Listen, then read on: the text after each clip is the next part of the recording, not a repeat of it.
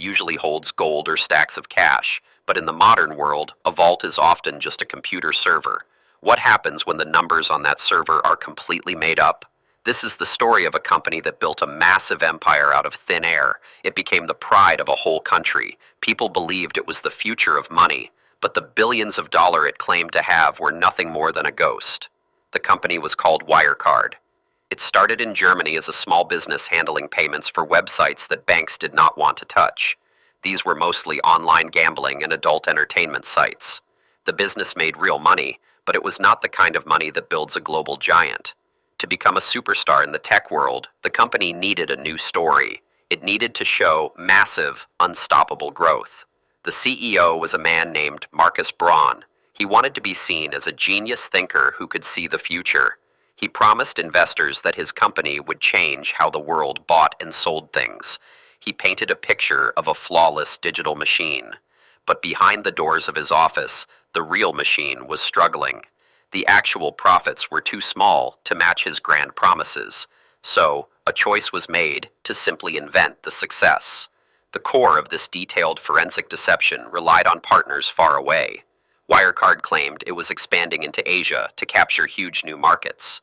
But getting licenses to process payments in new countries takes a long time and costs a lot of money. So, the company said it was using local partners to do the hard work. These partners were called third-party acquirers. In theory, these partners handled the actual money from shoppers and passed a cut back to Germany. This setup created a perfect dark room for the fraud to grow. The money flowing through these overseas partners was incredibly hard for anyone in Europe to check. The German company could simply point to spreadsheets sent from Asia. They told the world that these partners were processing huge amounts of payments. Because the partners were in different countries with different rules, nobody from the outside could easily peek into their bank accounts. The fake numbers started small and then grew into a monster. The company claimed these third-party acquirers were making so much money that it was safer to leave the cash in trust accounts in Asia. They called them escrow accounts.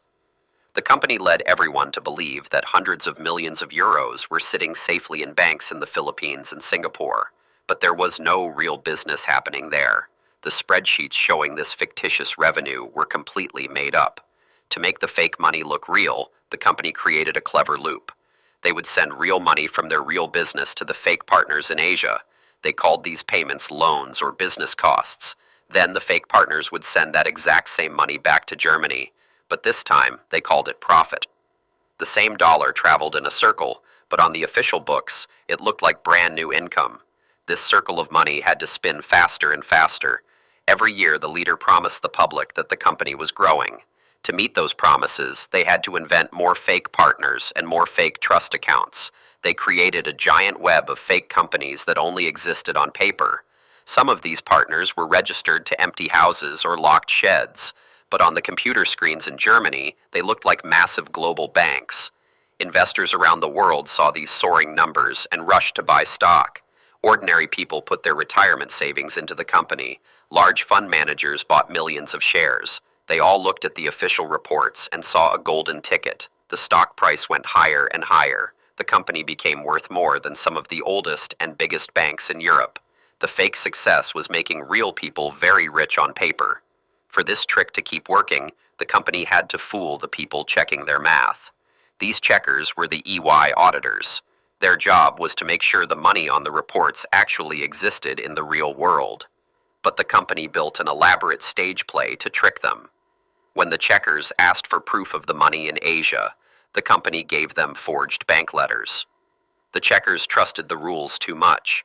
They believed that if a piece of paper had a bank logo on it, it must be true.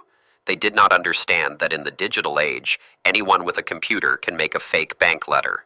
The company knew exactly what the checkers wanted to see. They printed the lies on the right kind of paper and put them in the right kind of folders. They turned the checking process into a simple checklist, and they controlled every box. The lies went beyond just fake papers. At one point, the checkers wanted to visit the actual offices of these overseas partners. The company scrambled to keep the illusion alive.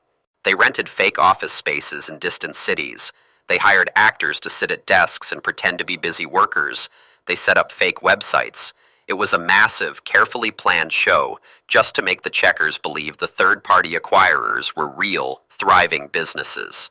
But the perfect show had cracks. Far away from the fake offices, reporters at the Financial Times started asking hard questions. A journalist named Dan McCrum noticed that the math did not make sense. He looked at the tiny, dusty offices in Asia where the company claimed to be doing billions in business. He saw that the reality did not match the shiny reports. He began to write articles warning the public that something was very wrong. The company did not just ignore the news articles, they attacked. They hired private spies to follow the reporters. They hacked emails to find out who was talking to the press. They spread rumors that the journalists were secretly working with bad people to crash the stock price. The company used its power and money to paint itself as the victim. They wanted the world to think the reporters were the real criminals. Surprisingly, the people in charge of protecting the stock market believed the company. The German regulators defended the local tech giant. They even filed criminal complaints against the reporters who were trying to expose the truth. They banned people from betting against the company's stock. The system that was built to catch fraud ended up acting like a shield for the fraudsters. The national pride in having a winning tech company blinded the watchdogs. The pressure from the news reports finally forced a breaking point. Investors demanded a special, independent check of the books to prove the journalists wrong. The company hired KPMG to do this deep dive. This was a fatal mistake for the scheme. The new team of checkers did not accept the forged papers. They demanded to trace the actual path of the cash directly from the source. The new checkers hit a brick wall. When they asked the overseas banks for direct proof of the escrow accounts, the answers were shocking. The banks said they had no idea who the company was. The documents the company had shown for years were clumsy fakes. The KPMG team wrote a report saying they simply could not find the money. The phantom wealth was finally exposed to the light. Inside the company, the final days were pure panic. The leaders who built the lie knew the new checkers would not give up. They tried to stall for time. They promised that the missing bank letters were just delayed in the mail. They claimed the banks in Asia were closed for holidays. But the excuses ran out. The empty space where the money should have been became too big to hide. The end came with brutal speed. The company had to admit that 1.9 billion euros were missing from their accounts. In truth, the money was never missing because it never existed in the first place. The stock price crashed to almost zero in a matter of days. The massive tech giant filed for bankruptcy. The illusion shattered, leaving behind a trail of ruined savings and broken trust. The police finally moved in. Marcus Braun was arrested. Other top leaders of the company went on the run, disappearing into the shadows. The people who built the fake empire now faced the cold reality of prison cells and courtrooms. The story shifted from counting fake money to counting the years they might spend behind bars. The damage went far beyond the boardroom. Thousands of workers lost their jobs overnight. Ordinary investors lost money they had saved for decades. The shockwave hit the entire financial world, forcing a hard look at how such a massive lie could live for so long. It proved that even the smartest systems can be fooled if the people running them are willing to tell a big enough lie. The mechanics of this payment fraud show a dark truth about modern money. When wealth is just data on a screen, it becomes dangerously easy to invent. The company did not rob a bank or steal gold. They simply typed numbers into a spreadsheet and dared the world to doubt them. For a long time, the world chose to believe the comforting lie over the hard truth.